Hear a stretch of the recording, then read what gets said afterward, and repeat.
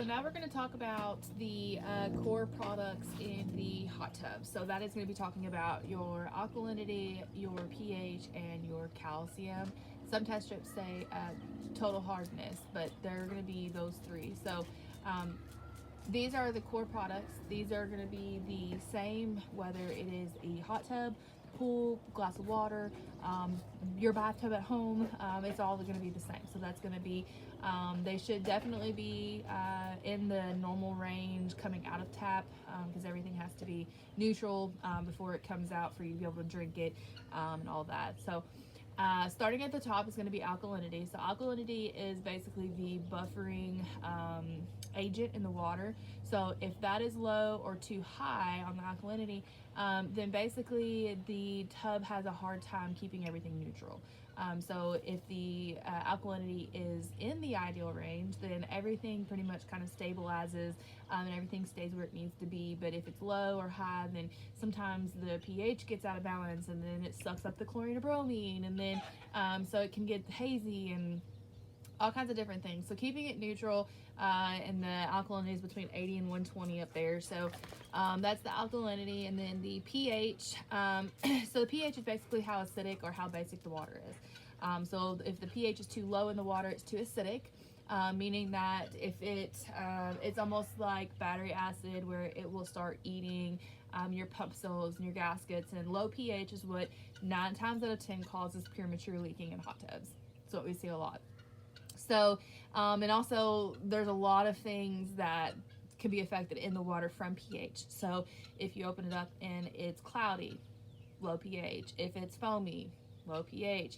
I always get, my tub's real foamy. Have you checked it? Yes. What's the pH? Well, it's low. Well, add some pH increaser, because it's going to be foamy as long as that's low.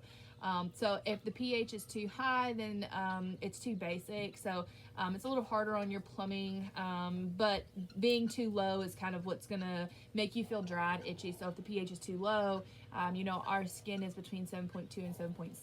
So if it's lower than that in the water, then the water will try to pull that out of our skin to make it neutral in the water, and that's what's going to make you feel all dry and itchy or cracky when you get out and feel like you need lotion. So pH is pretty important for you like to enjoy it a little better, so you don't have to get out and feel like anything like that. So calcium is how soft or how hard the water is. So that if the calcium is too low, then it can be real foamy, really bad. So sometimes it can look like you just put a whole bottle of Dawn detergent in the water. If it's real foamy, sometimes it's low calcium.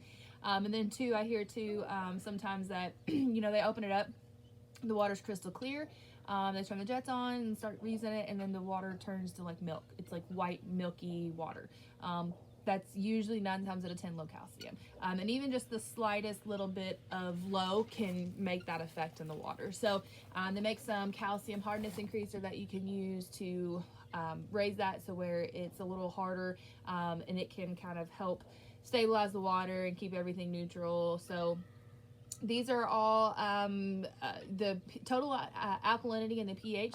You can adjust using the spall up and spall down.